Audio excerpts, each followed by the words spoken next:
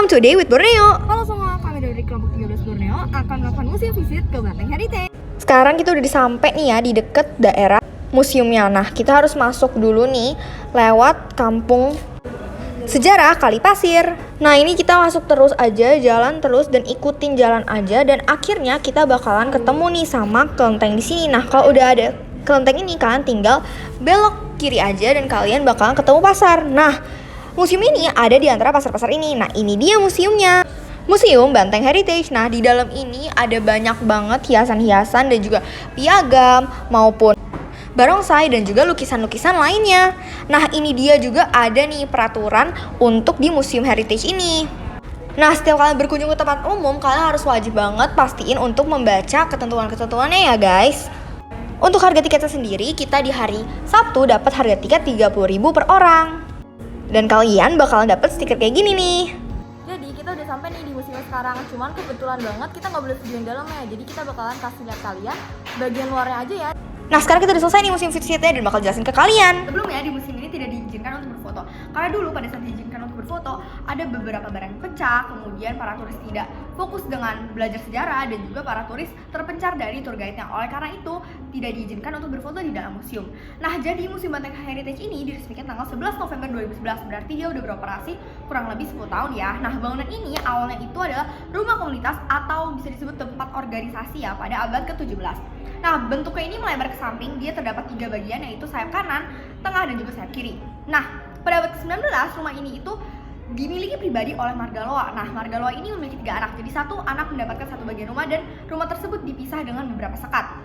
Nah, pada tahun 2009, keturunan yang memiliki bangunan tengah menjual bangunan tengah dan juga sayap kirinya dan dibeli oleh Pak Udaya Halim. Nah, kemudian Pak Udaya Halim ini melakukan restorasi dari 2009 sampai dengan 2011. Bentuknya masih sama dari abad ke-17, mulai dari lantai, pintu, hingga jendelanya. Luas tanahnya sendiri pun kecil, bahkan taman belakangnya itu bukan milik dari museum ini, melainkan milik orang lain. Nah, kemudian kursi dan meja piano di bagian belakang sudah ada sejak abad ke-19 dan digunakan untuk kumpul atau acara makan. Di atas meja juga ada rantang yang dulunya digunakan untuk sangjit. Namun, zaman sekarang, tradisi sangjit tersebut tidak menggunakan rantang lagi, melainkan menggunakan parsel. Jadi, artefak pertama yang kita lihat saat memasuki museum adalah lukisan. Lukisan tersebut yang ada di dinding awalnya adalah foto hitam putih yang di-colorize. Lukisan pertama adalah lomba perahu Pehcun yang diadakan tiap tahun di kota Tangerang. Setiap tahun, Pehcun akan diadakan di tanggal yang berbeda, namun akan selalu jatuh di bulan Juni sesuai penanggalan Imlek dan diadakan di Sungai Cisadane. Ini adalah foto acara Pehcun di kota Tangerang. Kemudian lukisan kedua adalah tradisi Arakan Dewa yang diadakan setiap 12 tahun sekali. Berikutnya akan diadakan kembali pada tahun 2024 dan ini adalah contohnya. Berikutnya kami juga ditunjukkan prasasti Tangga Jamban yang diciptakan pada tahun 1873 dan dibuat oleh 81 orang Tiongkok. Prasasti ini berisikan mengenai donatur yang bersama-sama membangun infrastruktur kota Tangerang, mulai dari jalanan, perahu, jembatan, dan lain-lain. Jadi, mereka tidak hanya tinggal di kota Tangerang sebagai warganya, namun mereka juga ikut campur dalam membantu membangun kota Tangerang dengan menyisihkan sebanyak 18.156 ton atau mata uang Belanda. Nah, selanjutnya kami naik ke lantai 2 Museum Banteng ini. Jadi di sana banyak sekali artefak yang merupakan koleksi pribadi maupun yang didonasi. Di lantai 2 ini kami dapat melihat banyak barang seperti sinpo, sempoa, dan juga feng shui zaman dahulu yang ternyata bentuknya itu mirip kompas loh. Kemudian kami juga bisa melihat dacin atau timbangan hasil panen, emas, dan juga pasar. Kemudian ada juga timbangan opium yang kita kenal sebagai narkoba. Opium itu ada 2 tipe, cair dan padat. Untuk yang padat ada alat khususnya, dan untuk yang cair menggunakan alat penguap atau yang biasa kita kenal sebagai vape atau shisha. Zaman dahulu Belanda menggunakan opium untuk menyerang suatu negara. Jadi caranya adalah Belanda akan memberikan banyak sekali opium kepada tentara negara yang mereka ingin serang, kemudian baru mereka akan berperang. Oleh karena itu, tentara musuh akan berada dalam state flight yang membuat Belanda dapat menang perang tersebut. Di lantai 2, kita bisa melihat buku cerita silat peranakan sendiri yang sudah ditranslate oleh OKT kepada dalam bahasa Indonesia. OKT adalah Oi Kim Tiam. Kemudian kita juga dapat melihat sejarah tentang Cina Benteng. Pada tahun 1405 sampai 1433, Laksamana Cheng Ho diutus oleh Kaisar Yongle untuk menjaga laut dan menangkap pemberontak. Ia bersinggah 6 kali di Nusantara dengan 30.000 anak buah laki-laki. Ia pergi ke Sumatera Selatan dengan melewati Laut Banten dan mengutus satu anak buahnya untuk tinggal di Tangerang pada tahun 1407 bernama Chen Qilong atau Halung. Ia juga merupakan nenek moyang Cina Benteng yang mendarat di Teluk Naga. Ia tinggal di Cisadane dan melakukan perkawinan campuran pertama dengan warga lokal dan keturunan tersebut dinamakan peranakan. Next adalah mengenai Benteng Tangerang sendiri. Benteng Tangerang ini dibangun oleh Belanda sebagai perbatasan antara Batavia dan Kerajaan Banten. Namun, orang Tangerang menyebutnya Benteng Makassar karena dijaga oleh orang Makassar. Sekarang benteng tersebut sudah dihancurkan karena Danau Cisadane semakin melebar dan sudah diganti juga menjadi Masjid Agung Robinson, rumah penduduk dan juga gereja.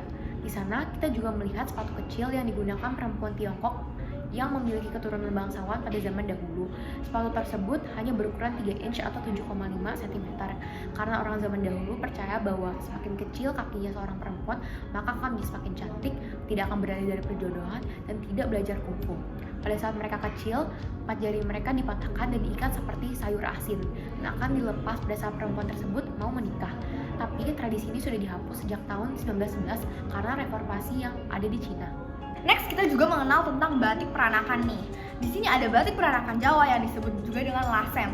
Bedanya dengan batik pada umumnya itu apa sih? Nah, batik peranakan ini warnanya lebih cerah dan ada motif yang dipadukan dengan batik lokal. Nah, biasanya kalau batik lokal tuh ada gambar bunganya, dan kalau batik peranakan ini ada gambar bunga juga, namun dia ada tambahan gambar hewan seperti burung hong dan juga singa. Kemudian kami juga melihat beberapa permainan board games yang dimainkan oleh orang Tionghoa, yaitu mahjong, catur Cina, gaplek, atau domino. Di meja judi mereka juga terdapat storage untuk menaruh makanan, minuman, dan uang. Kami juga melihat ranjang pengantin dan beberapa pakaian pengantin. Untuk pakaian pengantin ini merupakan campuran dari adat Cina dan juga adat Betawi. Makanya seringkali warnanya itu nabrak seperti warna merah dan juga hijau. Dan musik yang digunakan di acara pernikahan mereka adalah musik gambang, krono, dan cokek. Biasanya di pernikahan selalu akan ada penggaris untuk menggambarkan bahwa hubungan rumah tangga harus selalu lurus dan gak boleh berbelok-belok. Dan juga akan ada cermin yang digunakan untuk introspeksi diri, dan akan ada timbangan untuk melambangkan bahwa kita harus memberikan kasih sayang kepada anak-anak dengan sama rata. Dan juga akan ada buku nikah biar hubungan tersebut tahan lama. Kemudian kami juga melihat beberapa dewa seperti Dewa Guantin, Sleepy Buddha, dan 2 singa yang sering ada di Tiongkok untuk menjaga kelenteng, yaitu Qi dan Lin. Mereka adalah perempuan dan laki-laki, di mana yang laki-laki memegang bola bumi yang berarti bahwa ia harus provide untuk keluarganya, dan perempuan memegang anak yang berarti harus menjaga dan mendidik anaknya. Kami juga melihat dewa lainnya, yaitu Fu, yaitu dewa kekayaan, Lu, keturunan, dan Shou, panjang umur. Mereka bertiga tidak terpisahkan. Oh, nggak lupa kami juga diajarkan cara yang benar untuk melakukan Kyonghi, yaitu dengan tangan kiri yang di atas. Kenapa tangan kiri yang di atas? Karena apabila tangan kanan yang di atas, itu akan melambangkan situasi yang berduka atau mau mengajak ribut orang lain. Kami juga melihat topi petani yang panjang sekali yang digunakan untuk melindungi punggung petani dari matahari langsung pada saat bertani. Akan tetapi karena ukuran topi tersebut besar, jika memakainya terus-menerus akan lebih sering membentukkan topi daripada bekerja. Dan kalau misalnya untuk mencakul itu bakal sangat susah karena bakal turun-turun. Setelah itu, kami juga ditunjukkan jas hujan yang disarankan untuk tidak memakainya dalam jangka waktu yang terlalu panjang karena bahannya terbuat dari pohon are sehingga sangat menyerap air hujan dan akan sangat terasa gatal. Jadi hanya digunakan untuk berlindung dari air hujan sampai mencapai tempat berteduh yang lebih nyaman. Setelah itu, kami juga ditunjukkan berbagai teknologi pertanian seperti mesin pembuatan tahu dan juga kacang. Terakhir, kami ditantang oleh tour guide untuk membuka pintu dari abad ke-17 yang masih ada di rumah tersebut, yang terkenal sulit dibuka, tetapi mudah ditutup. Terdapat 2 slot yang mengunci ke arah kanan dan kiri di pintu tersebut.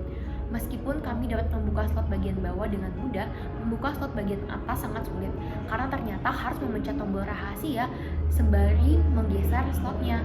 Jadi pada abad saat itu, pintu rumah yang digunakan oleh orang Tionghoa harus ada setidaknya 1 orang yang tinggal di dalam rumahnya supaya pintu tersebut bisa dibuka. Hal yang kita pelajari adalah bagaimana kita harus menghargai integrasi budaya Tionghoa di dalam Indonesia. Menurut kami hal yang paling menarik adalah saat kami melihat artefak-artefak yang ada. Hal yang bisa kami tingkatkan adalah mengetahui titik lokasi museum lebih tepat karena terpencil. Thank you for watching. Borneo signing out.